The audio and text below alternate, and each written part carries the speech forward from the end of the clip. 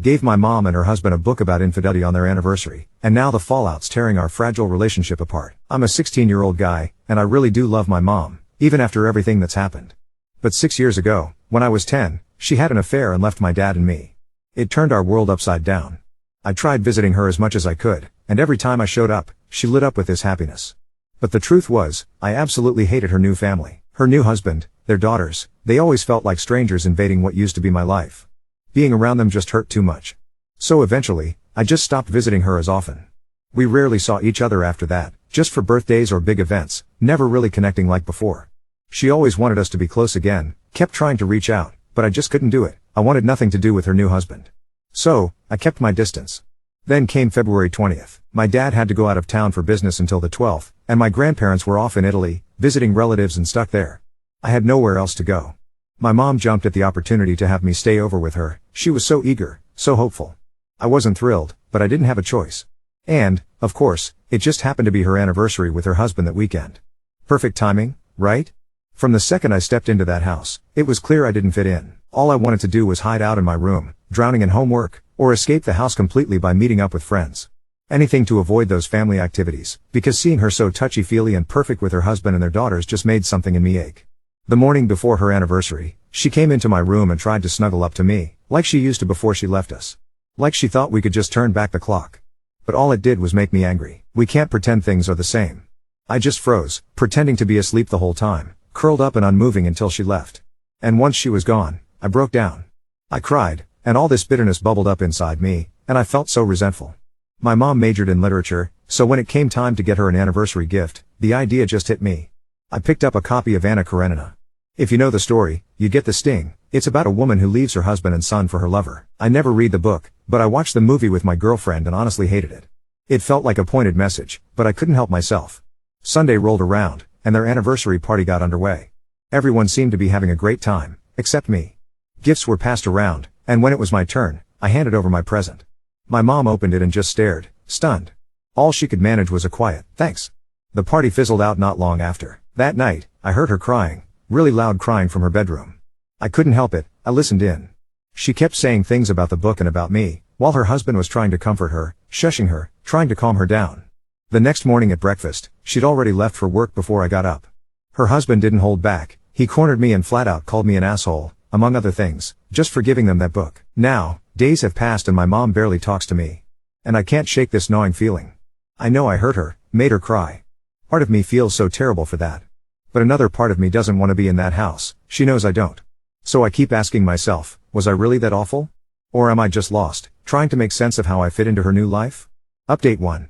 The day after everything happened, I let my girlfriend read what I'd written. She looked at me and just said, "Stay with me, dummy." That made me smile, but I still had to figure out where I'd really be staying. I told my dad everything, and he said I could stay at his place. He even sent my girlfriend's mom an email. He didn't want to leave anything unsaid with the people who care about me. At my mom's place, I sat her down and told her the truth. She got really sad, her face just fell, but she said it was okay. She'd drive me wherever I needed and emailed my dad too. But deep down, I knew there was still this quiet pain between us, so I wanted to talk with her alone like some people suggested. The school counselor helped me write a letter to read to her, just in case I couldn't say the words myself. As she drove me, I tried to speak. The words wouldn't come, so I just stared out the window, gripping that letter in my hands. Suddenly, she pulled into a random parking lot and turned off the engine. The car was silent. She started talking first, her voice breaking a little. She talked about the book, about how she still sees me as her baby, about how she's not actually happy, and about us, everything I wished she'd said a long time ago. At the end, she told me it was okay if I hated her for what she did, because she knows she hurt me. She promised she'd never push to be my mom again, but if I ever wanted her, she'd always be there for me. I didn't hate her, I loved her, and I just started crying, the kind where your whole body shakes. I've never had a breakdown like that before, but I couldn't stop.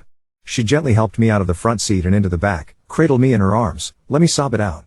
I tried to tell her I loved her, but the words were buried in the crying. Eventually, she calmed me down, and I finally managed to say what I'd been feeling.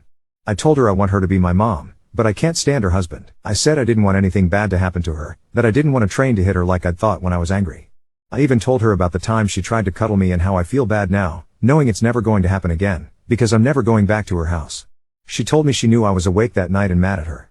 That made me cry all over again, but she just held me and told me it was okay. She admitted she was wrong, and we talked for what felt like hours. My head started to hurt from all the crying, so she got me some Advil from the glove box. When I told her all the mean things her husband had said to me, she went quiet, then got really angry, like I'd never seen before. She told me she'd never let him come between us again. She promised to take me to therapy, just us, no matter what Dad said, and that she'd spend time with me, just the two of us. After that, she dropped me off, and for the first time in a while, I actually felt lighter, like something had been lifted. I stayed there until my dad came back, and he promised never to send me to her house again. If my grandparents stay in Italy, he said I could stay with my girlfriend. He agreed that I could do family therapy with my mom. He just wants to make sure it's the right kind. We haven't started therapy yet, but my mom has kept her promise. She keeps reaching out, making time for me, and, honestly, it feels good. It's like, just being wanted is enough to start feeling happier again.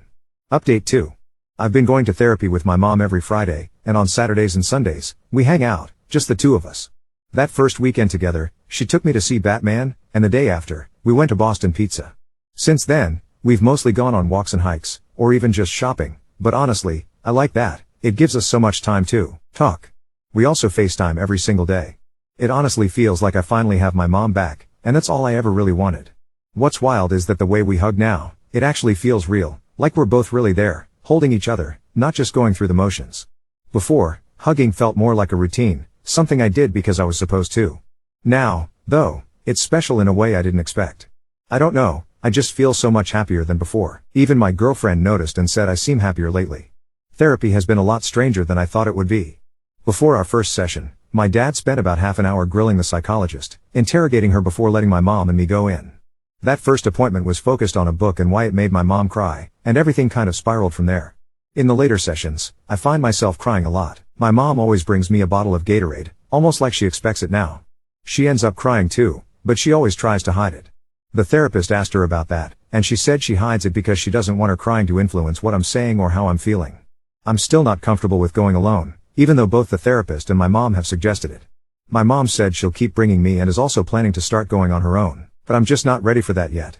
One thing I did tell her in therapy is that I worry she's doing all this just because she wants to bring me into her new family, and that if it doesn't work out, she'd just choose her husband again and leave me for good. That hit her really hard. She cried a lot and couldn't hold any of it in. She told me she's finally starting to understand that I really don't trust her anymore, and that maybe I never will, and that she knows it's all her fault. Still, she promised me that I'd never have to see her husband if I didn't want to. She'd only bring my sisters when I felt ready, and nothing would keep her from being at my graduations, my wedding, any important event in my life. When she finally calmed down, she did kind of joke that the only time I'd have to deal with him would be at her funeral, but I really don't want to think about that at all. There's a lot more that happens in therapy, but I think I just needed to say that part. Easter was the best holiday I've had in a long time, even though I didn't go anywhere. My mom's husband took their kids to visit his parents, so my mom stayed behind. We had the whole weekend together. There were moments where I actually felt like a little kid again. I even got to properly introduce her to my girlfriend, and to my girlfriend's mom, and we all had Easter dinner together. My mom made turkey, and I didn't realize how much I'd missed her cooking. It tasted exactly like it did when I was younger. I finally told her that my grandparents aren't coming back from Italy, and that's why I'd been feeling especially down. I also admitted that my dad and his fiancée are planning to move to Catania after I graduate, and they'll be staying there. I'll probably go to university in Catania and Palermo, too. My mom was sad. She said she didn't want me to go, but she admitted she would support me no matter what I chose. That's become a big topic in our recent therapy sessions, the possibility of me moving far away soon.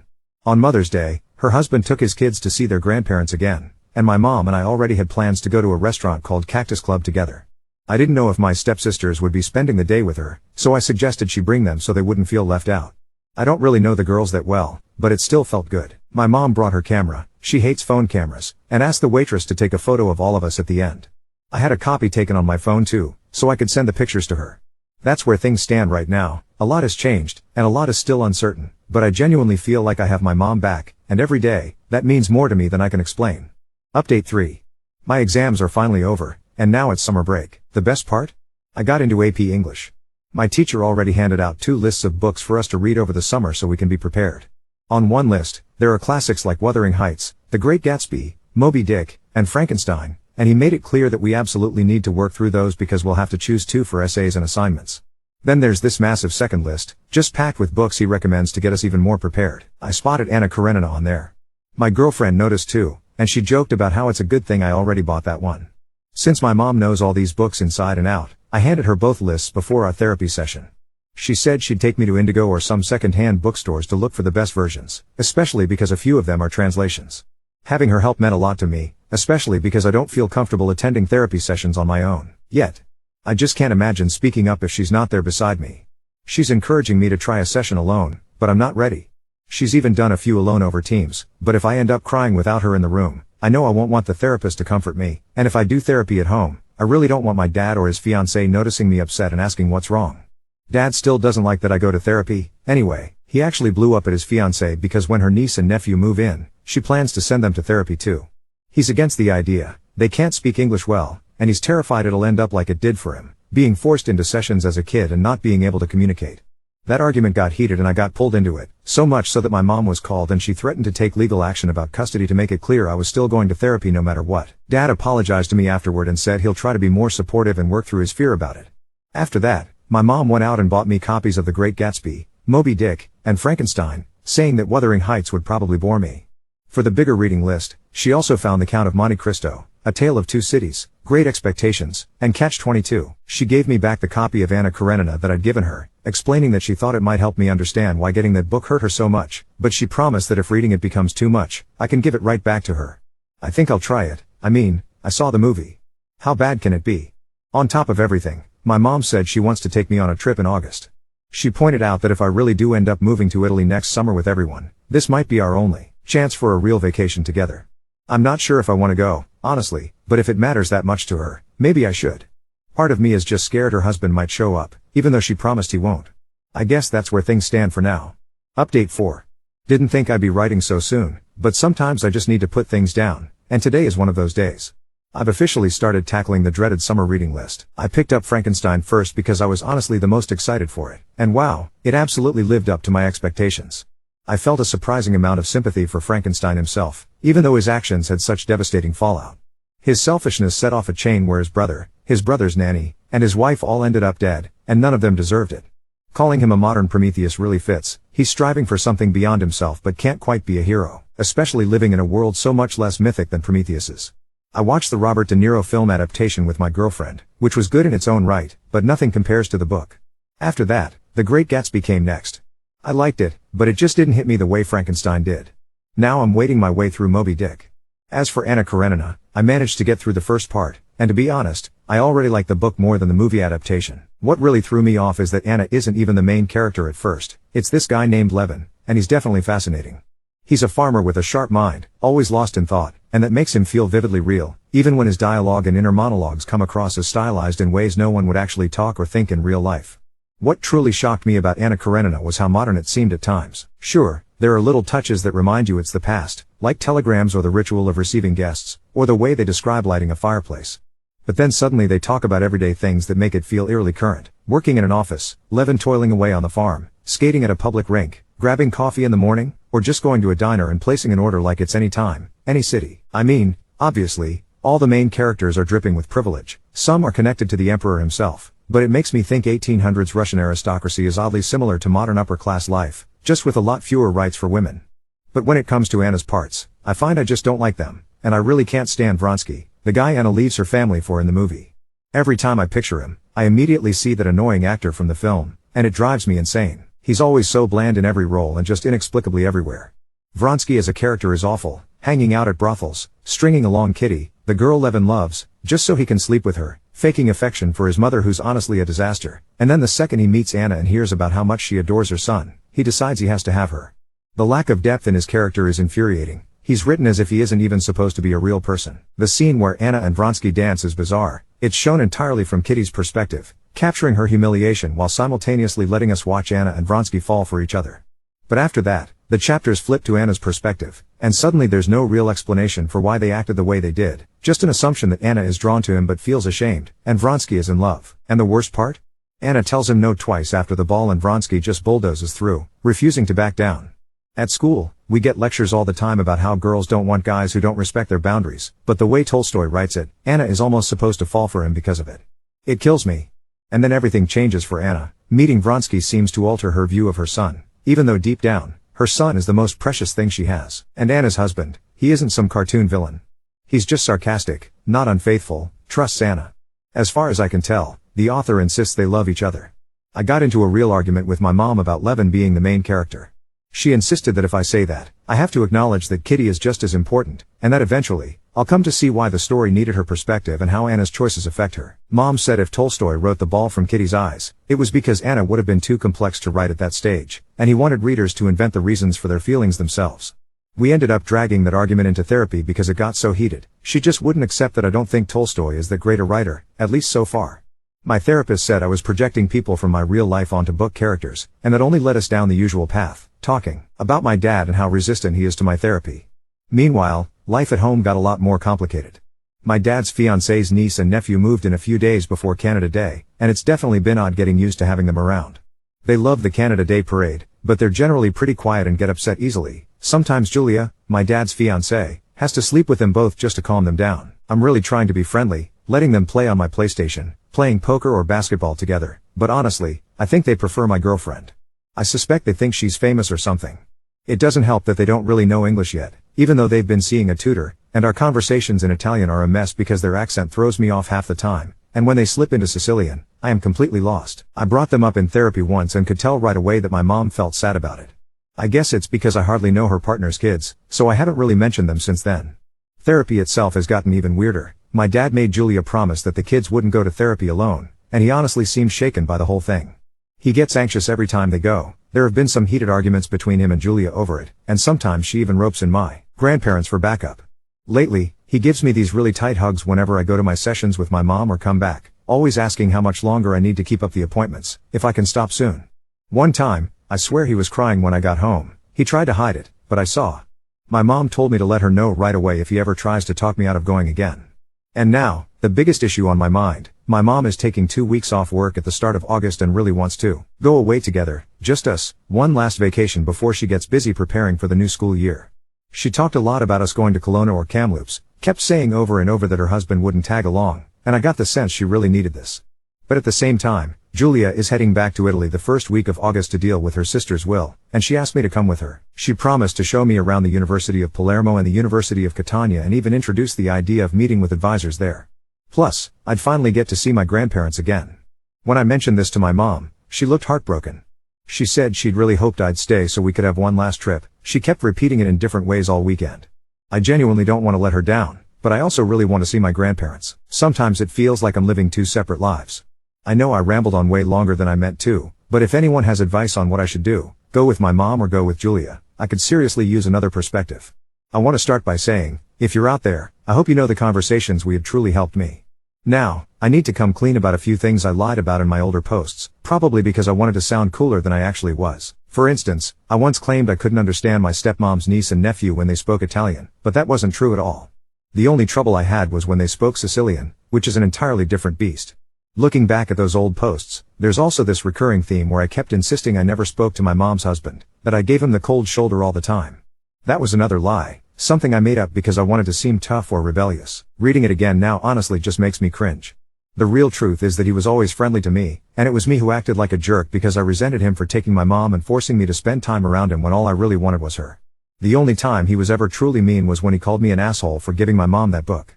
If I'm honest, I still harbor some bitterness toward him, but nowhere near as much as I used to. Maybe what I really hate is the part of him that symbolizes the pain of my parents' divorce. It's hard to explain. After moving to Italy with my dad, the ache of missing my mom got worse, and I kept blaming her husband in my head, convincing myself I would have spent more time with my mom in Canada if it weren't for him. Now, I try not to let that thinking corrupt me. I'm done being angry with my mom over something neither of us can change. I'll never love him or respect him the same way I do my stepmother.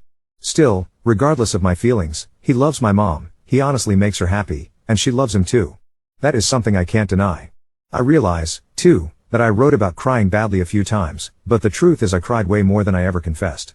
I avoided writing about it because I was embarrassed and hated myself for being honest about those moments of weakness. Thinking back, most therapy sessions with my mom, or those hikes, or even the time I told her I wanted to move to Italy, so many moments something would set me off and I'd break down.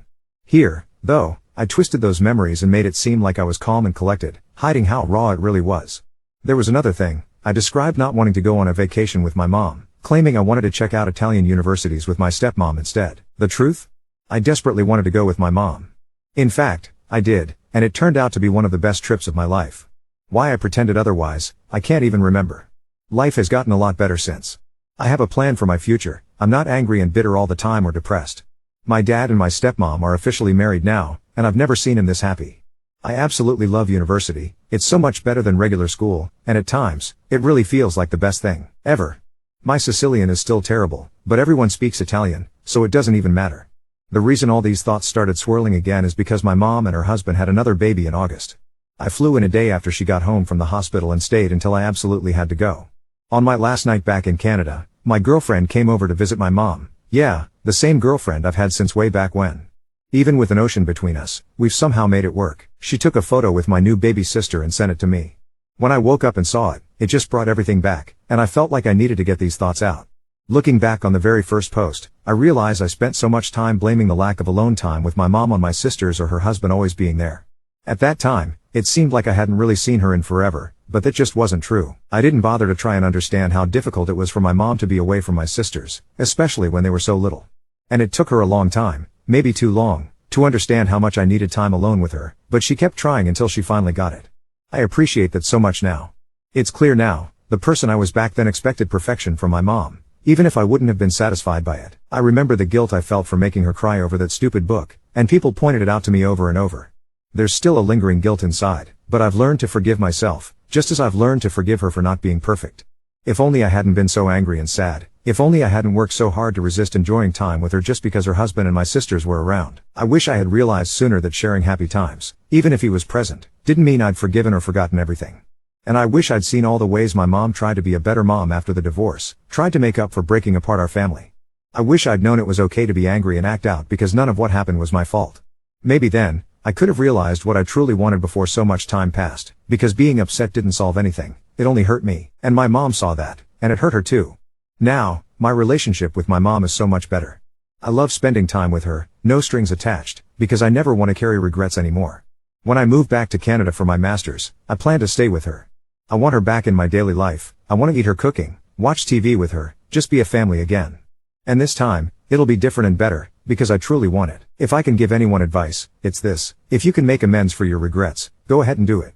And, just to end on a lighter note, I still absolutely hated that book. If I could erase one thing, it wouldn't be giving it to my mom, it'd be scrubbing the memory of ever reading it. Honestly, Frankenstein is a better choice if you're looking for something to read. And don't let anyone convince you otherwise.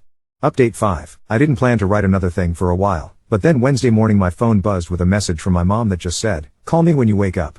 Please." I thought something was wrong with the baby, and my stomach went cold. When I called, she sounded like she'd been trying not to cry for hours and failing a little, and she asked if I'd be my sister's godfather. I couldn't say anything for a second. I was brushing my teeth with my phone on speaker and I just froze, foam in my mouth, feeling stupid and 17 again. I always thought godparents were reserved for people who had their life figured out and didn't cry in grocery store parking lots, but she said there wasn't anyone else she wanted, and if I said no, she'd understand. She wouldn't take it back or make it about me not loving the baby. I spit, wiped my mouth, and said yes before I could talk myself out of it. The ceremony would be at the end of the month. It meant scrambling. I had to move an exam and ask a professor if I could take it 2 days early, and he squinted at me like he was trying to figure out if I was inventing a baby for an extension. When I showed him the email my mom sent with the baptism details, he smiled and told me to go and to tell the baby that Sicilian godfathers are required by law to bring cannoli. Flying in felt like dropping into the version of Vancouver that only exists in my memory. Everything a little too clean, too bright, even the rain somehow softer. My mom picked me up at arrivals with the baby in the stroller and the car seat installed wrong, which I only know because she swore at it under her breath for 10 minutes while I tried to fix it. Seeing my sister's face again in real life instead of in photos hit me in a way nothing else has lately. She made a little grunt and kicked a sock off, and when I put it back on she looked almost offended. My stepsisters were at school, and her husband was at work, so it was just the three of us for most of the day. We went to a used bookstore because she needed a card and I wanted to see if they had a copy of Frankenstein for babies. They didn't, obviously, but there was a battered board book with a little green cartoon monster on the cover that said My First Monsters, and I bought it anyway, and she laughed and said if the priest asked what I'd chosen as a spiritual gift, I had to tell him it was an early education in the dangers of hubris. The church smelled like lemon cleaner and old wood, and the priest had the same voice as every priest I've ever met, warm and distant at the same time. My stepsisters wore matching dresses and tried to act like they were bored and above everything, and then the second the organ started, they gripped my hand so tight it hurt. The baby slept through the first hymn and woke up when the water touched her head and made this tiny outraged squeak that wrecked half the room. I held her while the priest talked about godparents being anchors and examples, and I felt completely unqualified and completely proud at once, like I'd been handed a job I could never be good enough to do and somehow wanted more than anything anyway. I kept looking over at my mom, and she was doing that thing where she tries not to cry and fails in the corners of her eyes, not the way she used to sob and apologize, just a quiet overflowing that made me want to hold her hand. Afterward there was a reception in the church basement with terrible coffee, and those triangle sandwiches with the crust cut off, and for some reason a mountain of samosas someone brought that everyone fought over, and a tray of Nanaimo bars that tasted exactly like every school event I've ever been to. My mom's husband came up to me while I was trying not to drop the baby and a plate of food at the same time. He put his hand on my shoulder and he said, "I need to say something to you before the day runs away with me," and he apologized for calling me an asshole that morning years ago. He said he's replayed it in his head more times than he's told my mom, that he'd been angry at me for weaponizing a book, but really he'd been terrified because it was the first time he understood there was a version of the future where I wasn't in it with them, where the family they built would always be something I wanted to get away from.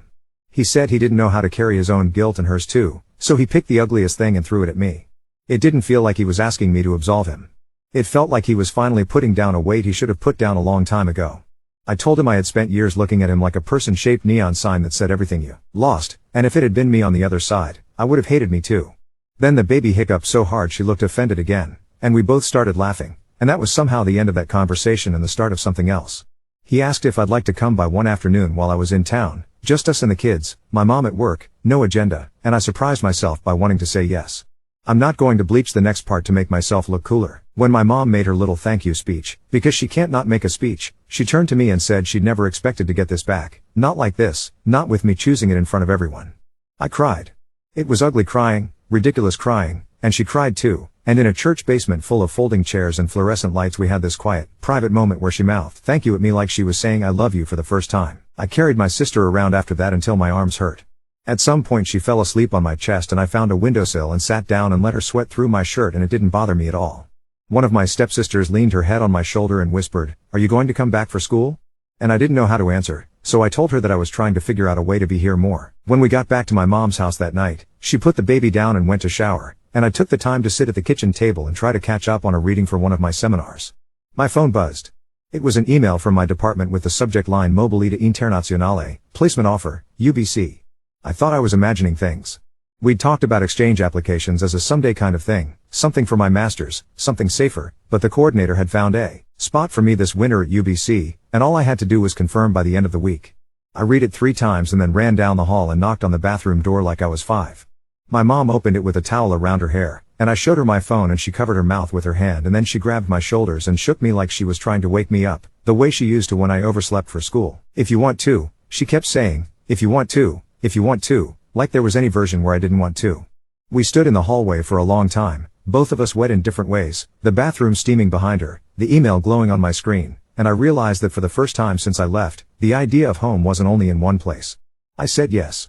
I emailed back before midnight because I was afraid if I slept on it, the offer would slip out a window and run away. The next day I took the bus to campus to walk around and realized the buildings were real and not just postcard images in my head. We got sushi and sat by the water and watched the rain start and stop 3 times in 20 minutes, and my mom kept reaching over like she needed to touch my sleeve to prove I was solid. In the afternoon, when her husband took the girls to skating, I stayed back and changed diapers and did the complicated dance of warming bottles to a temperature that wouldn't get me yelled at by my brand new sister, and at one point she was fussy for no reason, so I sang the only lullaby I know, the Italian one my stepmom taught the twins, and it worked. It actually worked. My mom came out of the hallway and stood in the kitchen doorway and looked at us like we were a memory she hadn't let herself believe she'd get. I told her I was going to look for a place near campus, and she said she'd started looking for short-term rentals, and then she asked if I would consider staying with her, and I said yes before she finished. I told her I didn't want to waste any more time being near and acting far. On my last morning before flying back to Sicily, we stopped by the same used bookstore. The owner remembered my mom from when I was little. He said she used to hold my hand and ask for everything with footnotes. I found a better board book, a retelling of Frankenstein with a smiling creature and a scientist who looked like he'd had 8 hours of sleep and a snack, and I bought it for my sister as my proper godfather gift. I wrote inside, "For when you're ready to read the best book in the world. Don't let anyone convince you otherwise," and my mom rolled her eyes and said she'd let that blasphemy slide, only because I had to leave. At the airport, we hugged the way we do now, without counting or pretending it doesn't matter, and the baby burrowed into my chest the way she did at the church and drooled through another shirt. My mom kissed my head like she used to when I was 7, and her husband took our picture and then put his phone away without making a joke. On the plane, I finally opened my laptop to finish that seminar response I'd been putting off, the one about how we imprint on the narratives we need and then blame the authors for not being kinder to us. I thought about how much I used to need Tolstoy to be on my side, to punish people the way I thought they should be punished, to make choices cleaner than they ever are in real life. I thought about the priest's homily. I wrote that forgiveness isn't a door you open once but a hallway you walk down, passing the same rooms over and over, sometimes going back, sometimes knocking for the first time.